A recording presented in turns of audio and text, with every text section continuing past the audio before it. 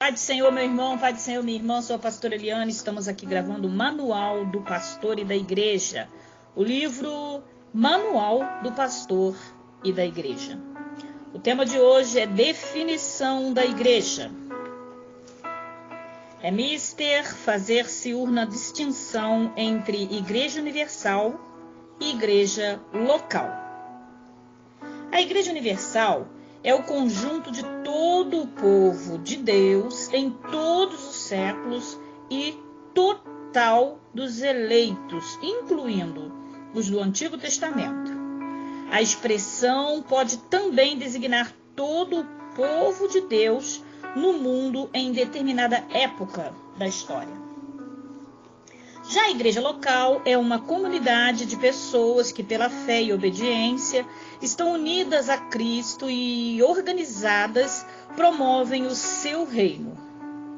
Igreja local é uma congregação composta de pessoas professam em Jesus Cristo, regeneradas e batizadas, que voluntariamente se reúne sobre as leis do Evangelho de Cristo,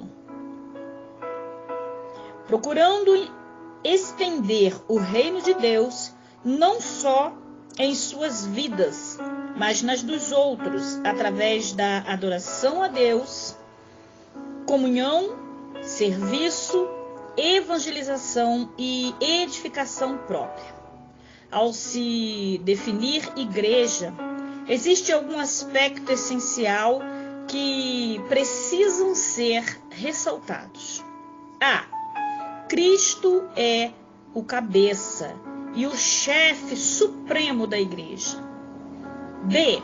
A igreja se subordina somente às Sagradas Escrituras em matéria de fé e prática.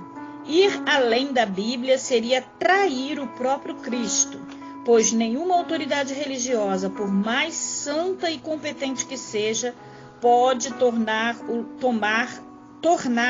o lugar da autoridade, que é a palavra de Deus revelada na Bíblia. C.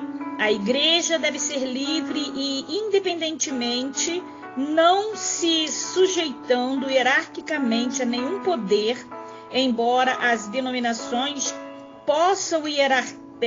possuam hierarquias para facilitar sua administração. D. A igreja é completamente competente para dirigir seus próprios atos e ações de acordo com os ensinamentos de Cristo. E. A igreja deve ser separada do Estado em virtude do seu caráter, das suas funções espirituais, embora existam igrejas que são ligadas ao Estado que, com isso, possuem a vantagem de terem cultos e adorações em países onde cristianismo é religião proibida. F. Cada cristão é o seu próprio sacerdote e tem completa liberdade de consciência. Cada pessoa é competente para aproximar-se de Deus e não necessariamente de intermediário humanos. Leia 1 Timóteo, capítulo 2, versículo 5 e também Romanos, capítulo 14, versículo 12. Alguns inventaram a doutrina.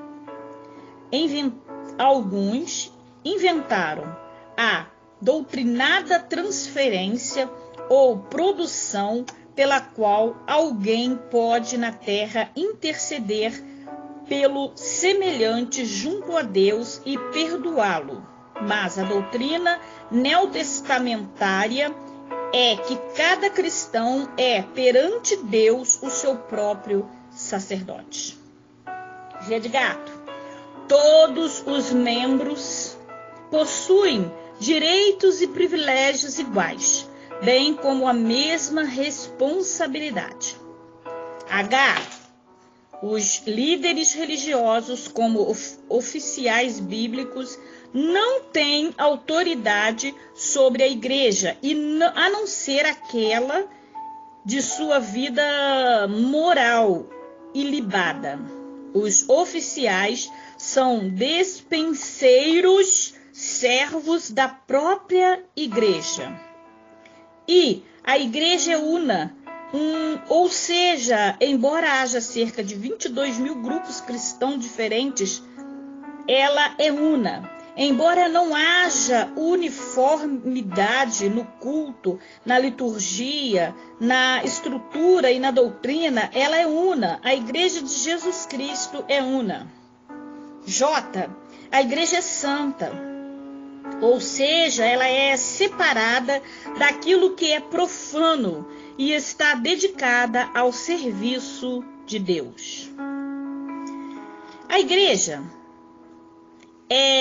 vamos falar agora sobre a igreja católica. A igreja é católica, ou seja, universal.